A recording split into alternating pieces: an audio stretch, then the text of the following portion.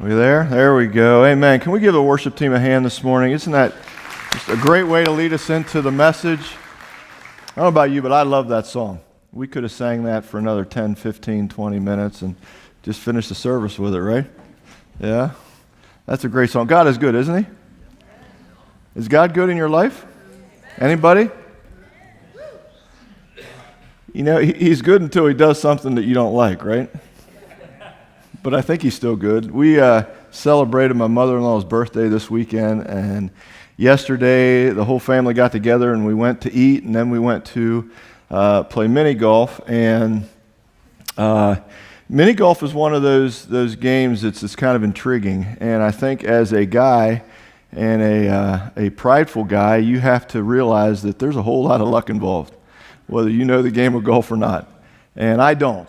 And I'm gonna tell you right up front, me and golf don't get along at all. Yeah, we just don't. We don't like each other very much. So, but we go, and you know, you're going through this, and as a guy again, the first few holes are good, but then eventually you're watching the scorecard. Like it or not, you're watching it because you want that 5-second gratification at the end of it all that you won. That's just the way it is, and it's about 5 seconds, right? And the frustrating part comes in because you're watching others, and in particular my wife, and she gets up to hit the ball, and she's not lining herself up. You know, she's looking the wrong way. She's worried about the kids. She's talking to the mom and everything else, and then just kind of hits it, and then walks up, and you're lining everything up. You're taking practice swings. You know, we were making fun of my brother-in-law. He's a much, much better golfer than me, much, much better than I am, than I'll ever be. And, you know, he's taking his practice swings and everything, and didn't have his glove with him, which I was really upset about that he didn't have that, but, you know, and lining it up. And so we go through, and Willie's he's just whacking away, and we get to the first half, and I'm winning, you know, I have the cards, so I know, and I'm not saying anything because I'm a really humble player and all, but I see where I'm at. And the back nine and I didn't get along real well. And we get to the end, and when you know it, that Kim beats me, and my kids beat me, and we'll just leave it at that. So I didn't get my 5-second gratification, but somehow through that, I'm like, God, you're still good, right? You're still good in this. But that's a humbling game. Last week we started a series, a journey together, and if you have never gone through the book of Daniel, I encourage you to do it. If you've gone through it 20 times, go through it 21, because it seems like every time I go through that book, there's something new that I learn about the book of Daniel, and just the challenges that they faced and the challenges that we face and how we can relate. Maybe not so much with the exact challenges they faced, but realistically, they're there. And as we talked last week, we looked at these defining moments in our life, and we're going to be doing this the next couple weeks as well. And just again, encourage you to go through that. We're not going to, unfortunately, get through all the chapters in this book. We're going to highlight some things these 4 weeks together, but read through that and just soak it in. And God, what is these verses saying to me personally? You know, we pray here a lot about, you know, we want to be fed by you, God, and we're gonna preach a sermon, we're gonna get in the Word, but God may speak to you totally different, and that's okay. He's allowed to do that. And every time I read through this book, I feel like God hits something different in my life and talks to me differently. But we looked at these defining moments, and a lot of times we characterize them as conflict, as chaos at times, as adversity.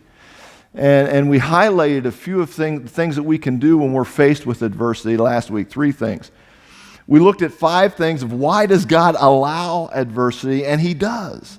He really does. He allows it, and it's good. It showed his character of who he is and why he allows that and what he's trying to get out of us individually. And it's good.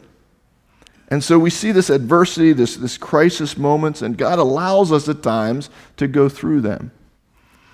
But with that said, he gives us a way out, and he saves us. He delivers us. At times he rescues us.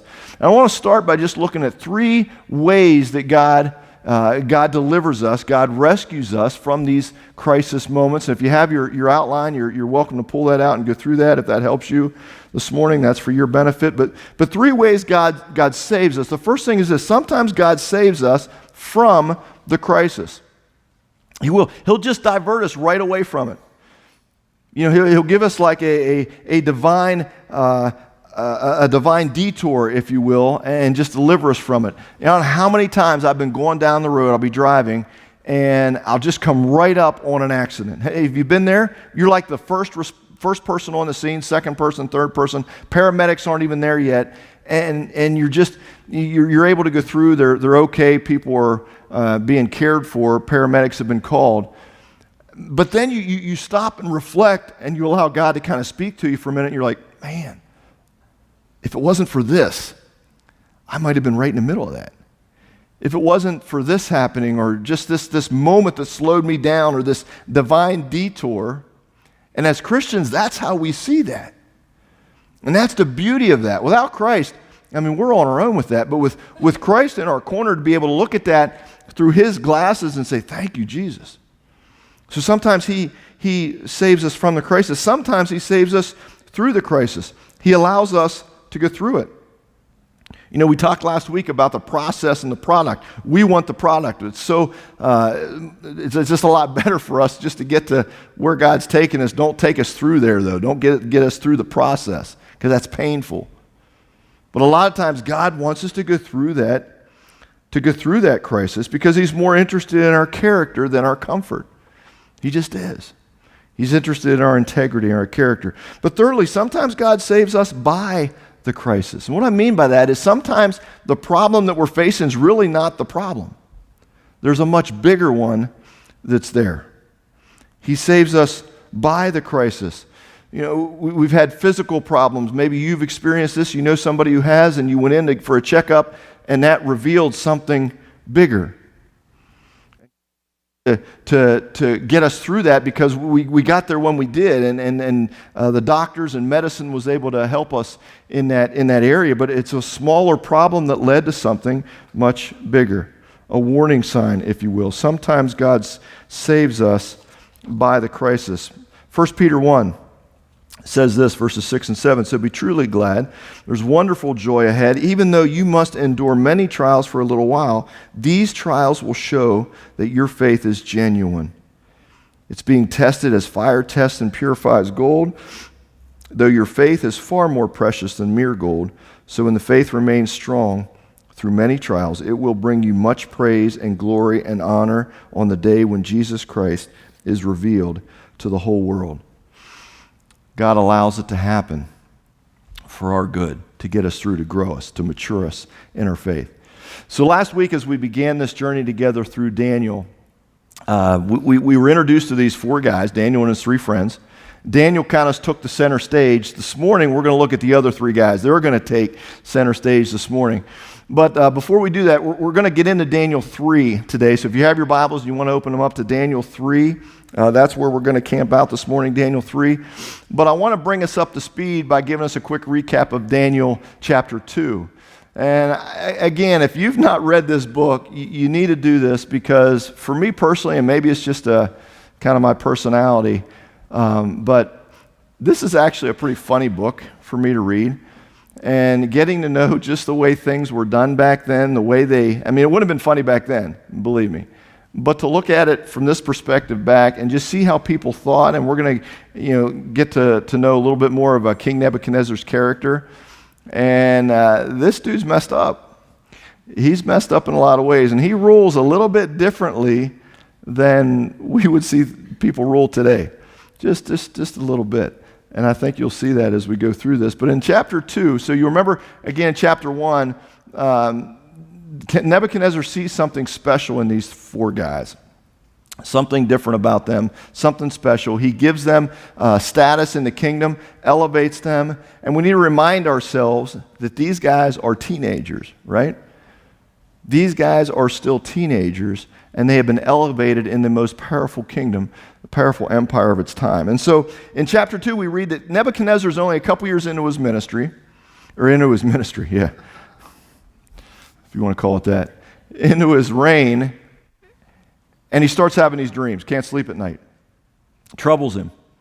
And so he brings his astronomers, magicians, everybody in and says, you got to tell me what's going on in these dreams. And they're like, well, okay, king, just tell us what the dream was and we'll interpret it for you.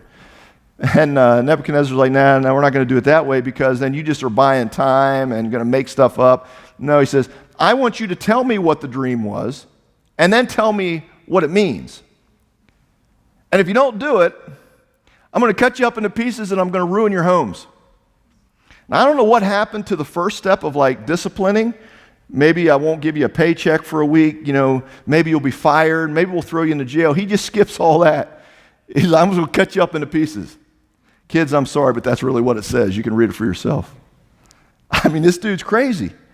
Narcissistic, egotistic. He has a very, very, very short temper. And so he says, that's what you're going to do. And the astronomers are thinking, it's like, king, that just can't happen. There's nobody on this planet that can do that. Well, that's not what they should have said because now he's furious. Orders everybody executed. All the wise men, anybody that has any type of knowledge that helps me and magicians, all that stuff, you're going to be executed. And so word gets out to Daniel that this is going to happen, and he goes to the commander of the guard and he says, whoa, hold on, why was he going to do that? Just let me talk to him. Because what God had done is given Daniel the ability to interpret dreams. He had favor on Daniel. Remember, he allowed this to happen. He allowed Babylon to go in to Israel and conquer them, to ruin Jerusalem, to bring these men, these boys out of that land and come into Babylon to be indoctrinated in their lifestyle. He allowed it to happen. So he had favor on Daniel. He had favor on his three friends. And so Daniel comes and he says, King, he says, let me interpret this for you. And basically, quickly, this is what it was. It's this, he has this dream of this big image, this big statue where the head is made of gold. That represents Nebuchadnezzar and the Babylonian Empire. The chest, the arms were made of silver, representing Persia. The belly, the thighs, torso was bronze. That represents Greece. And the legs were iron, representing Rome. And then the feet were made out of clay, which is very unstable foundation.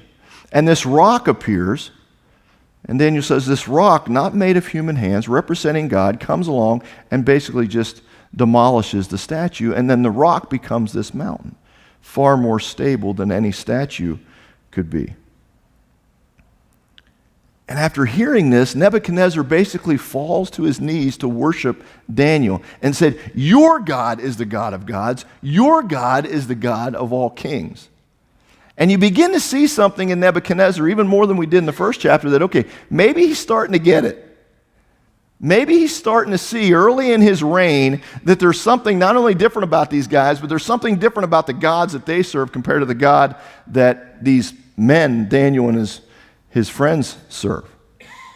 And just maybe Nebuchadnezzar's like, you know what, I'm probably going to get out of the statue building business. Probably not wise. It's not a good idea. And then we move to chapter 3, verse 1. Look at this with me. So King Nebuchadnezzar made a gold statue, 90 feet tall, 90 feet wide, set it up in the plain of Dura in the province of Babylon. So yeah, he just didn't get it. He wasn't quite the smartest person in the room, the sharpest tool in the shed, a couple fries short of a Happy Meal. You get the picture. And there's two things I want us to see here out of this one verse is, first of all, it says in the plains of Dura, the location, and that's actually the same location where they built the Tower of Babel back in Genesis 11. You may remember that they wanted to be closer to God. They wanted to be more like God, so they build this big tower and trying to get closer to God, and God's like, yeah, that's really not going to work. I don't like that. So he comes down, scatters the people, messes up their languages, and that's why I can't understand a lot of people that I talk to today, probably because of Genesis 11. But that's the first thing, the location. Secondly, the statue's made of complete gold. And what I think that is Nebuchadnezzar's way of defying God and his dream, to say, you know what, you know why the statue didn't stand? It's because it wasn't made of all gold. If it's made of all gold and representing me and my kingdom of Babylon, then that rock wouldn't have destroyed it. That was the problem. So he just doesn't get it. So to paraphrase a few more of these verses, so he builds this statue and he has his people come in and the astronomers and everybody else come in and they dedicate this and basically says when all these musical instruments play, when my band kicks in and starts playing, everybody get down and worship. Everybody. And that's the new law. And so ever since what happened with the dream, even far as back as when Daniel made the declaration that we're not going to eat this food, we're not going to drink this wine. You remember that from Daniel 1? These people who were close to the king were doing everything they can to get back at them. We've got to get them out of here. They're not good. They're making us look bad. They're doing things that we can't even do and we don't understand it. And so the astronomers get this idea, we've got to set these guys up for danger. We've got to set them up and get them removed from the kingdom. And so they come to Nebuchadnezzar and they say, King, you've made this law, right? Yeah. And when all these musical instruments go, everybody has to bow down to the statue you made, right? Yeah. He's like, you remember that, don't you, King? Yes, I do. I made the order. I remember. Well, there's these guys that aren't doing that. These three guys, Shadrach, Meshach, Abednego, they're not doing that. And of course, the king, with his egotistical personality, gets completely enraged and has them come. Now, it's interesting we don't see Daniel here. And there's different reasons that people believe for that. He might have been away on some sort of assignment. Remember, he was high up. He was in the king's court, his job. Some people believe maybe the astronomers realizing that how close he was to the king and what he did in just not too long ago, that maybe we better not mess with him. Let's try to get these three guys out of the way, and then we'll deal with Daniel later. And so the three guys, Daniel, or Shadrach, Meshach, Abednego, they come to king, and the king basically says, all right, guys, here's what's going to happen. Either you bow down and worship when my band plays, or we're putting you in this furnace, and that'll be the end of it. So there's the edict. The furnace is before them. And how are they going to respond? How are they going to respond to this adversity? And I want to look at a couple things for us. What do we do when we're in the furnace? What do we do when we're face to face with the furnace using these scripture verses as a reference? And the first thing is this. Don't defend yourself. Don't worry about defending myself. I don't know if you've experienced this. There's times when you can be attacked in the workplace for your faith. Times you have to make decisions based on what you believe, and they're difficult. What's interesting about everything we've seen so far, and we're going to see it even more in the next couple weeks with Daniel, Shadrach, Meshach, and Abednego, with these 4 guys, is that they still respected the king. Nebuchadnezzar, they respected him, they respected his ways, they addressed him appropriately. All 4 of them were in high-ranking jobs, right? I mean, Daniel was in the royal court. The other 3 guys, they were over the affairs of the land. And so they were making decisions. They were over people. But when it came to their God, when it came to worship, when it came to something would defile their God, would disrespect their God, would go against their God, the God of heaven and earth, his principles, they stood up. I said, no, we can't do that.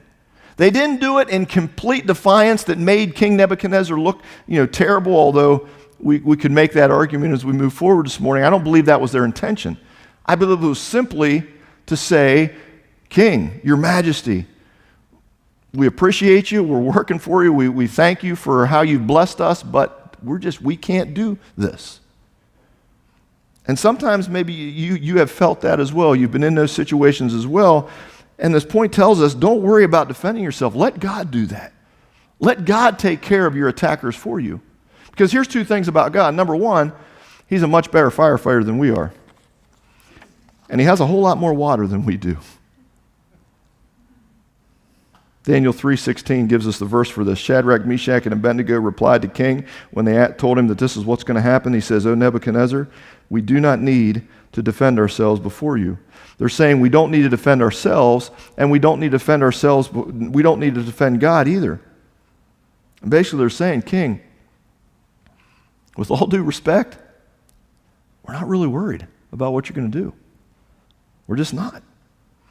You don't have to defend yourself. Secondly is this, remember that God has the power to save me. He has the power to save me. It doesn't matter what furnace you're facing this morning. It doesn't matter. God has the power to save. Look in verse 17, the first part of it. We see this in chapter 3, verse 17. It says, the guys say, if we are thrown into the blazing furnace, the God we serve is able to save us. He's able to save us. We believe that. We know that. He's able. Remember that God has the power to save. But not just remember that he has the power, but then you have to believe it. And that's our third point. Believe that God will save me. It's so much more than just the fact that he can do it, but to believe it in our heart that he will do that. And the second part of verse 17, where they respond, he will rescue us from the power of your power, your majesty. I don't know where you're at this morning, but if you're facing a furnace or if you're in the middle of it and you're not in this book, you really need to be. You really do, because there's thousands of promises in this book for you and for me of God's character, but yet his will for our lives. And when we know his promises, when we're in his book and we begin to see more clearly his will for our lives, you know what happens? We don't worry as much. When this furnace comes, we're in the middle of the furnace, we just don't worry as much. Because we are adhering to his promises. We're making them our own. We know what his will for us is. Because to worry is to not know God's promises for you. It just is. And of these thousands of promises, there's hundreds of them about deliverance. One of them we see in Isaiah 43. It says, when you go through deep waters, he says, I will be with you. When you go through rivers of difficulty, you will not drown. And when you walk through fires of oppression, you will not be burned up. The flames will not consume you, for I am the Lord your God, the Holy One of Israel, your Savior. Know that God will save you. Believe in your heart that he will save you. And the last thing is this: announce my loyalty to God no matter what. And this may be through our actions, the way we respond, or it may be verbally. There's times where God wants us to be all verbal in that situation. There just is. There's times where he wants to model it. I think that's pretty much all times. But there's times where he gives us the ability and the attention of the other person or the situation to be able to verbalize our loyalty to God. And in the right moment. I remember when I was in early high school, I went on a conference with our youth. And it was such an impactful thing. And I just grew closer to God. I grew closer to friends of mine in our youth group, met some others from other youth groups in our district and got to know some of them. But it was just a time where I just really felt like I grew closer to God as a young teenager. I don't know, middle-aged teenager. Is that even a thing? But you get the point. Early high school. Let's stick with that, right? And I came home, and I'm kind of like on a high, right? Some of you have been there. And my mom and I have very close personalities. We're a lot alike, and if you're, in your own homes and parents, if you have a real close to one of your kids personality-wise, you tend to conflict a lot. And Mom and I did a lot. We butt heads a lot. And I would always forget the fact that she's mom, I'm not. I'm the kid, and I'm supposed to really listen to her. Just because that's the way it works. And so we're in the midst of one of those little conflicts, and I'm not backing down because I typically never do. And so she is, Mom was good at, she would kind of back down, but she'd still just throw that last little barb in there that would get me, that last little twist, and then I had to respond. I just can't walk away from that, right? And so in the midst of this, I get real bold. I stick my chest up, I stand up, I look at her, and based on what I learned at this conference and my closeness to the Lord, I said, you know what, Mom, your problem is? You need Jesus. Well, there's times you can say that to people, but not to a godly mother who listens to the disciplines of the Bible and how to use that to your children, and she walks up and slaps me upside the face, and I spin around like, what? I just stood up for God, and she slapped me for it. So there's times when God wants you to be all verbal, just do it in the right situation and not to a godly mother who's not feeling real good that day. He wants you to be loyal to him. And there's times where we need the courage and the strength to do that in the workplace, in our circle of influence, in the community, wherever we're at, to stand up and say, no, that's just not what I believe. Daniel 3:18 gives us a text for this. And after all of that, look at these words. The guys say, but even if he doesn't, they're saying this to King Nebuchadnezzar, we want to make it clear to you, your majesty, that we will not serve your gods or worship the gold statue you have set up now. This is the part where the feedback from the microphone is blaring and the record scratches, and there's just dead silence.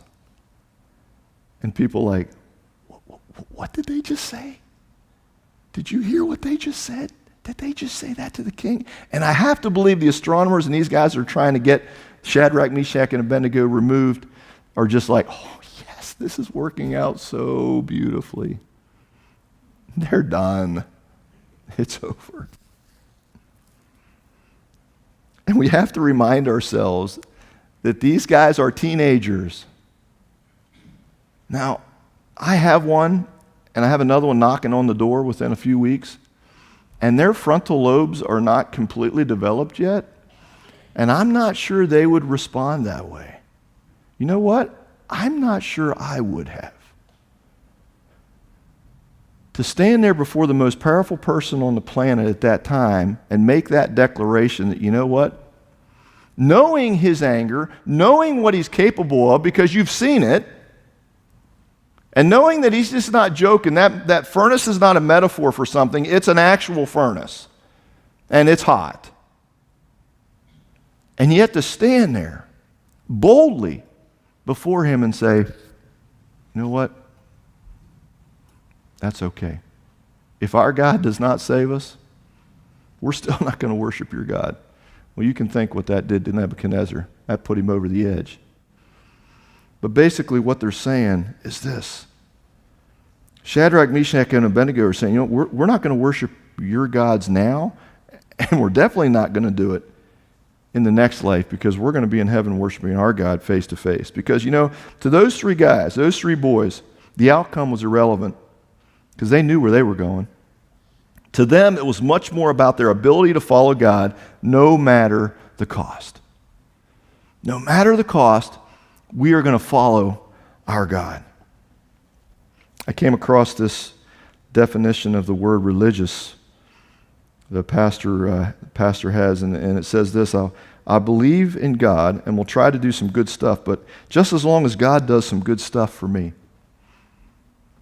And you know what? I believe that this is a problem with many of our people and consequently many of our churches today, and prohibits a lot of our churches from fulfilling the Great Commission. You know, it's like this negotiation with God. It's like, you know, all right, God, I'm doing some good things here. I am.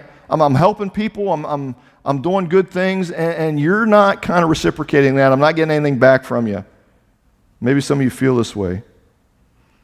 And it's not happening over and over, and you're starting to wonder, is God really good in my life? Or maybe, does he even really exist at all? Because what these guys are saying is, Shadrach, Meshach, and Abednego are making a stand to say, you know, we are worshiping our God, not because of what he gives us, but because of who he is. Because of his character. You know, it's like if I were to have my wife come up on stage and somebody's up here interviewing her, and I go to the back where I can't hear just so she's a little more be able to speak freely, I guess, and be more honest. And they were to ask her, like, yeah, Kim, why did you marry Brian? And she were to say, well, it's because of what he gives me. Well, first of all, she'd be lying because I really don't give her that much. I mean, I want to, but praise the Lord, her gift of love language, the number one thing is not gift giving. So I'm blessed there, and it's saved me a lot of money. But I would be hurt. I mean, I really would. If that was her reason for marrying me, I'd be hurt. I mean, like I said, I want to give her gifts. I do. And I try to when somebody gives me a good idea. But if she were to say, it's because of who he is. It's because of who he is. The way he loves the Lord, the way he fathers our kids, the way he loves me. And that would be what I need to hear. That would tug at my heartstrings. And that's what these men are saying. They're saying it's not because of what God gives us, it's because of who He is. I don't know about you, but one of the things I do, and I mess up from time to time, probably more than I would like, but I tend to mix my agenda with God's promises. If you can relate to this, it's like sometimes I just can't see where my agenda ends and God's promises begin, and so I just mix them all up. Yeah, I just do. And then when God doesn't come through on my agenda, I somehow think He broke His promises. It's like, well, you said that you would help those who help themselves. You said that when I got married that I'd be happy and everything would be great. And you said that I'd be wealthy if I just gave, I tithe to the church. And God's up there looking at us like, where'd you get that? What are you saying? You got it all messed up. I didn't say that. That's not the way it works. You see, we're going to see here in just a minute that there's a real miracle that happens here. There really is. But the real miracle happened long before. It did, because see, these three men, these three boys, they were spiritually fireproof long before they were physically fireproof. They were. God prepared them. And as young men, young boys, God prepared them spiritually that would get them through this battle. And so let's look how King Nebuchadnezzar responds. You can only imagine, right? The dude's psycho. And so in verse 19, if you have your Bibles, Daniel 3:19, let's read through the rest of this together, and then we'll bring some application and close. So they said, hey, we're not going to worship your God no matter what our God does. How's he respond? Verse 19, Nebuchadnezzar is so furious, imagine that Shadrach, Meshach, and Abednego, his face becomes distorted with rage. I'd love to see what that looked like. Have you ever seen somebody's face become distorted with rage? Yeah, you can ask my kids, I guess, what that looks like. And he commands the furnace to be heated 7 times hotter than usual. Now, fire kills and burns. And this just goes, again, his narcissism and his rage. And I did a little bit of research. Do you know that at 111 degrees, you start feeling burning on your skin? At 118 degrees, you start getting a first-degree burn. 131 degrees, second-degree burn. At 140 degrees, your pain receptors are basically overloaded and you feel numb. And at 162 degrees, your skin is destroyed on contact. And many historians believe that this thing was hotter than 1,000 degrees, to where you could feel it hundreds and hundreds of feet away. He orders it 7 times hotter. And then he orders some of the strongest men. I mean, he didn't stop there. We're going to be sure of this one. Strongest men of the army to bind Shadrach, Meshach, Abednego and throw them into the blazing furnace. So they tied them up, threw them into the furnace, fully dressed in their pants, turbans, robes, and other garments. And because the king, in his anger, had demanded such a hot fire in the furnace, the flames killed the soldiers as they threw the 3 men in. So Shadrach, Meshach, and Abednego, securely tied, fell into the roaring flames. Verse 24, but suddenly Nebuchadnezzar jumped to his amazement and exclaimed to his advisors, didn't we tie up and throw 3 men into the furnace? Yes, your majesty, we certainly did, they replied. Look, Nebuchadnezzar shouted, I see 4 men, unbound, walking around in the fire, unharmed, and the 4th looks like a god. Can you imagine this sight? Can you imagine? This is the humor in this for me. Not if I was there, but to read this and look at this, it's hilarious. What would he, just his amazement. Talk about distorted face. What did that look like? Then in verse 26, then Nebuchadnezzar came as close as he could to the door of the flaming furnace and shouted, Shadrach, Meshach, Abednego, servants of the Most High God, come out, come here.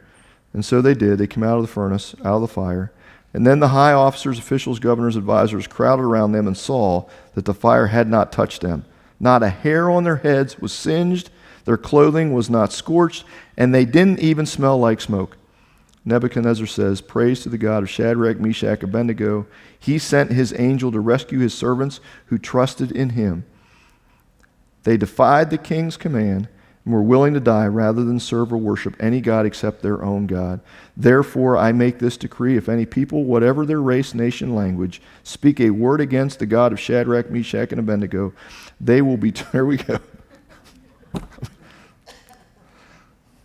Yeah, don't just punish them, kill them. They'll be torn limb from limb, and their houses turned into rubble.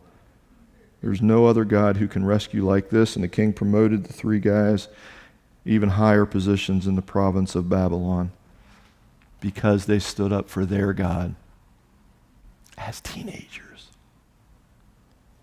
Three things I want to look at. When you're faced with the furnace, when you're in the furnace, knocking at the door, the furnace is knocking at the door of your home. Three things of application.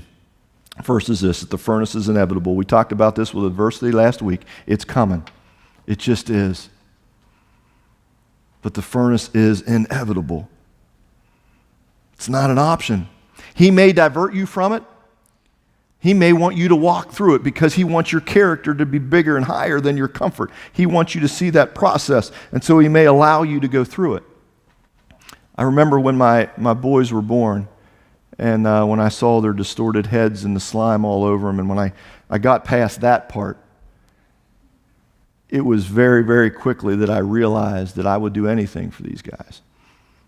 I mean, I would die for them, and I still would today. And as a parent, you can relate to that. You know that. It just happens pretty quick. It's an amazing feeling that only God gives. But there's also times where they're going to be walking through the furnace. They're in the furnace, or the furnace is knocking, and I want to absorb that for them, and I'll do that. I'll try to absorb that pain, and their mom and I will try to divert them through God's help away from that. But there's also times where I realize that they're going to have to walk through that. And because of my love for them and my care for them and my wanting them to grow in their faith and character, I have to allow that. And that hurts. And that hurts. It does. We read this the other week, 1 Peter 4. Dear friends, don't be surprised at the fiery trials you're going through as if something strange were happening to you. Instead, be very glad, for these trials make you partners with Christ in his suffering, so that you will have the wonderful joy of seeing his glory when it is revealed to all the world. Don't be surprised. There's joy. Secondly, the furnace reveals who I am and refines who I am becoming. It reveals who I am and refines who I am becoming, and we don't want to miss this. Again, 1 Peter 1, we read some of this earlier. It's great to read it again. So be truly glad. There is wonderful joy ahead, even though you must endure many trials for a little while. These trials will show that your faith is genuine. It is being tested as fire tests and purifies gold, though your faith is far more precious than mere gold. So when your faith remains strong through many trials, it will bring you much praise and glory and honor on the day when Jesus Christ is revealed to the whole world. Amen. Isaiah 43, verses 1 and 2. But now, O Jacob, listen to the Lord who created you. O Israel, the one who formed you says, do not be afraid, for I have ransomed you. I have redeemed you. I have called you by name. You are mine. And we read this verse earlier. When you go through deep waters, I will be with you. When you go through rivers of difficulty, you will not drown. When you walk through the fire of oppression, you will not burn up. The flames will not consume you. The promises that are in this book, God's will for you and for me, are so evident there. Here's another example of that. But here's the thing. If we always interpret the furnace as God's punishment or God's absence, then we will miss out on God's refinement. We will. If we continue to look at this furnace that we're walking through as God's punishment, God's absence, he's not good in my life, we're going to completely miss what he's trying to do in our life. The refinement, the purification process, the growth. It reveals who I am, refines who I'm becoming. And last, when you're in the furnace, you are never alone. You are never alone. We saw that Shadrach, Meshach, and Abednego. I mean, think about what God could have done. I mean, he could have had some big light and blinded them, and every time they tried to light the furnace, they got blinded and they just couldn't do it. You know, he could have like blew out the fire every time, so the guards are like trying to light it, and God's like, whew. And they go light it again, whew. And they're looking around, what? And it's over and over, and they get frustrated. They could have, which would have been my favorite, they gave him some kind of physical, like plague would happen. Like every time the guard would try to light it, they'd get some kind of weird thing would happen to them. An arm would fall off, or they get boils on the side of their face. They grow a tail, and this just happened over and over. I mean, God could have had so much fun with this, right? But no, he chose to allow him to go through it so that he could show Nebuchadnezzar and this whole kingdom how great and powerful he really was. And that he was in control. All part of his plan back from day one. He allowed it to happen. And that representation of that furnace, of those 4 people in that furnace, we don't want to forget about that other one, right? Allowing them not to be scorched at all, singed at all, nothing distorted about their body at all. They didn't even smell like smoke. When was the last time you were around a fire that you didn't even smell like it?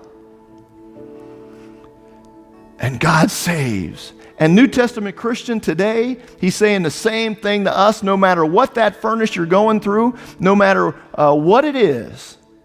God says, through my son, Jesus Christ, I still save today. And I may allow you to go through it, but it's for your good. I will rescue you. And ultimately, if you are a son or daughter of me, God says, the Most High God, I have a place for you that I'm preparing right now, and there's no better thought on earth to think about as God's beloved, that there's a place in heaven for you. Jesus saves, Acts 4:12. There is salvation in no one else. God has given no other name under heaven by which we must be saved. Amen. Church, we need this more than ever today. As we talked last week, we are at a defining moment in our country, in our lives, in our community, in our church. And we need the promises of this book, the promises of the Lord Jesus Christ in our lives more than ever. I want to encourage you this morning. If you're in the midst of the furnace right now, or you're face to face with it, and you're not sure what's going to happen next, you are not alone. Number one, you are not alone, first and foremost, because God is with you. And if you have not accepted him, he wants to be with you. He loves you. But you also have a family. And you have a family here. And we want to walk together because God brings people in our lives for a reason. He doesn't want us to go through it on our own. He brings people, godly men and women, into our lives to listen, to help, to pray with us. And we want to offer that this morning. And I've asked a few of our prayer warriors here in our church to come forward off to the side here. And they're going to be available for you as we sing. If you're in the midst of that furnace or it's knocking at your door and you just want to pray with somebody, please come and pray with them. You're welcome to come up and pray by yourself. You can do it at your seat. But church, we can't do this on our own. We need godly men, godly women to lock arms with us and allow him to walk us through. So if that's you this morning as we sing, I encourage you to come. God, we thank you for your promises. We thank you, Father, that they are as true today as they were in these verses that we read many years ago. God, we know that these trials will come, these adversities, these crisis moments will come. God, the furnace does not care who we are or what we believe. But you allow it to happen at times, and it's to make us better. It's to grow us in you, to mature us in our faith.